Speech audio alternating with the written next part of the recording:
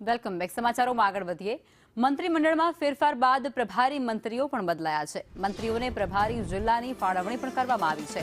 હર્ષ સંઘવી વડોદરા અને ગાંધીનગરના પ્રભારી બન્યા છે, તો કનુભાઈ દેસાઈ સુરત અને નવસારીના પ્રભારી બન્યા છે. અને આ તરફ જીતુ વાઘાણી અમરેલી અને રાજકોટના પ્રભારી બન્યા છે.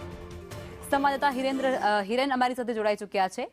હિરેન, અત્યારે મોટી ખબર સામે આવી રહી છે, તે અંતર્ગત વિગતો શું છે? રાજ્ય સરકારમાં ફેરફાર એટલે કે વિસ્તરણ પછી જે પ્રભારી મંત્રીઓ છે એમની નિમણૂક કરવામાં આવી છે.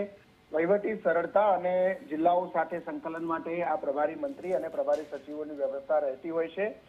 તમામ જે કેબિનેટ મંત્રીઓ છે એમને મોટે ભાગે 2 જિલ્લાઓ છે તે પ્રભારી તરીકે ફાળવવામાં આવ્યા છે.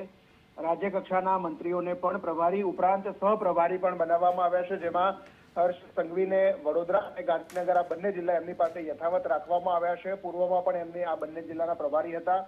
કનુભાઈ પાસે પણ સુરત અને નવસારી યથાવત રાખવામાં આવ્યું છે.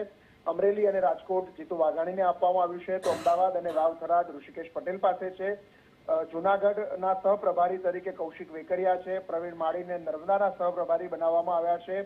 પરસોત્તમ સોલંકીને ગીર સોમનાથ, જ્યારે કાંતિ અમૃતિયાને કચ્છ જિલ્લો છે તે આપવામાં આવ્યું છે. તમામ જે 25 મંત્રીઓ છે મુખ્યમંત્રી સિવાયના, એમને એક પ્રભારી જિલ્લા અને કેબિનેટ મંત્રીઓ છે એમને 2 જિલ્લા આપવામાં આવ્યા છે.